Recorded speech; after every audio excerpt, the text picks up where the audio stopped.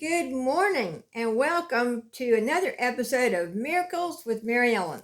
Of course, I'm Mary Ellen and you can always connect with me through askmaryellen.com. As all of you know, when I go through my week, I talk to God all the time. I do pray and then it's like a constant conversation. And I'm always asking him after one topic, okay, what should I speak about next? And I kept hearing that he wanted me to speak about the miracle of giving up. And I was like, the miracle of giving up? What in the world do you mean this time? So as I thought about it and I scrolled through different internet posts, I came to understand what God wants me to speak about today.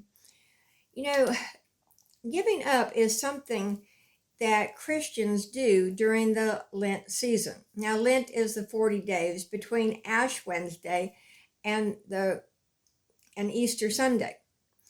And it is something that Christians do to signify self-discipline.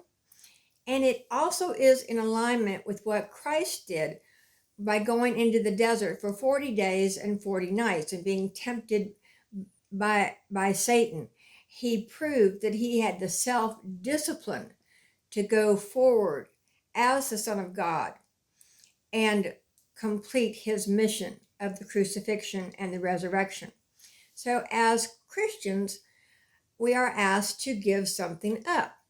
So, I think about it, and as a child, a lot of children will give up chocolate or candies or things, or some people will give up food that they love or a habit that they do that's not a very good habit. But, it is a way of self-disciplining yourself, which is why on Easter Sunday we have all the candy baskets and all the chocolate being brought out because so many people have given that up for Lent. Well, I think our society, or you, should begin by possibly giving up something totally different. Why don't we all give up negative social media posts or negative social media comments? Let's spend time with your children, creating inspiring social media posts, or teaching them how to answer a negative comment in a positive way, in the most loving way possible. Talk about things with your children. Listen to your children. Really listen. And speak in a manner that they can understand. Children have something called inner speech. So they will not understand some words until they are able to read those words and understand what they are. You could write together, you can cook together, you can read together, and of course you can teach them manners. And you can do all this, of course, through social media if you prefer. Let's all give up expectations and motives and judgments. Why do you expect something from someone else that you aren't willing to do for yourself? Why do you have a motive to answer a post or to connect with a person so that maybe their followers will follow you or possibly they'll do something for you? Why do you have a judgment about something or somebody you have no knowledge about? Throughout my life and still, I have a lot of judgments that people say as comments. And I answer them in the most loving way possible. And I understand what they're saying, yet I've gotten a lot better on allowing other people's judgments to be their judgments. I look the way I look because I like it. My husband likes it. I guess my daughter likes it. I don't know. But I like it. Let's give up being critical about every single little thing. Give up being critical when you wake up in the morning. Give up being critical about your significant other. Give up being critical of your children. Let's give up negative words. How about that one? Or give up negative thoughts or negative deeds. Give up hour-long phone calls when your kids and your family need you. And then you say, well, I don't have time for that. well, you just wasted a whole hour, unless that's some kind of business call or something that you actually need to take. And then you can always schedule it at another time. Let's give up texting when your children need you. Of course, you should never text and drive, no. And you don't text while you're eating.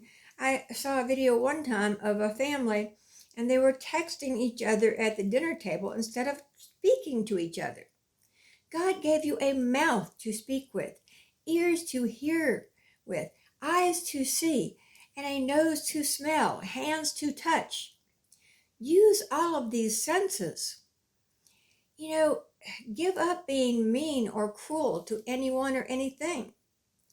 Give up your negative attitudes about anything. You know, if you have a negative attitude about it, step back and ask yourself, what do you need to learn from it? You know, give up all your reasons and excuses about why your life is a pile of, I won't say it, blank. If you have reasons and excuses about your life, the only one holding you back is you. Give up blaming society, social media, TV, the schools, the government, or anything else you think holds you back. You are holding you back. That is the only person holding you back is you. If you're too lazy to do the work, and you'll say, well, I didn't learn this. Okay, learn it now. You know, a lot of times, and you might find this humorous, I will watch the ID channel. And my husband will go, why in the world? I'm going to tell your social media followers you watch ID. Well, I watch it a lot of times to study human behavior, to use the universal truths that I teach. And I'll watch it and I'll think to myself, okay, they focused on that. That's what expanded, and I use all of the truths that I teach while I watch. Well, I had a movie on this week while I was taking notes for this particular Miracle with Mary Ellen episode, and I heard something in the movie that caught my attention. Now, it was a teen movie about high school, and of course, this was about cheerleaders, which I was a cheerleader growing up, and hopefully I was not as mean as these girls. But anyway, one of the teens turned to the group and said, I really think we should wait until at least after third period to tear each other apart. I stopped and listened to that phrase, tear each other apart. Whoever would go to school with an attitude about tearing another child apart? Where did that attitude come from? Why? And I thought to myself, why did the teenager think like that? And I know parents right now, you're saying attitudes like that come from social media or society or TV or whatever. No, attitudes like that might be reinforced by those things. And attitudes like that are reinforced in the home. When your teen has a bad attitude towards something, it is your job as a parent to step back and say, hey, let's look at that. If they don't want to talk later. And if they come back and say, well, you do that when you talk on the phone, then you really need to take a hard look at yourself. So let's give up bad attitudes. Let's give up excuses. Quit saying excuses like, well, he's like his uncle was like that, and I know he's going to be like that. He doesn't have to be like that.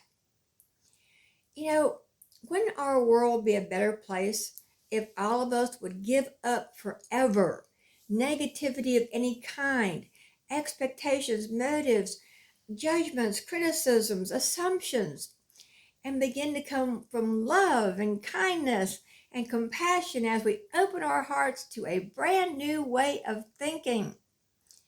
Think about it, folks.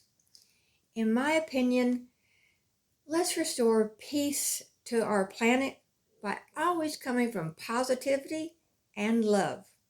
Thank you so much for watching. I'll be on later in the week with Mary Ellen's Miracle Moment. And until then, give up negativity and come from positive, loving attitude. Bye-bye.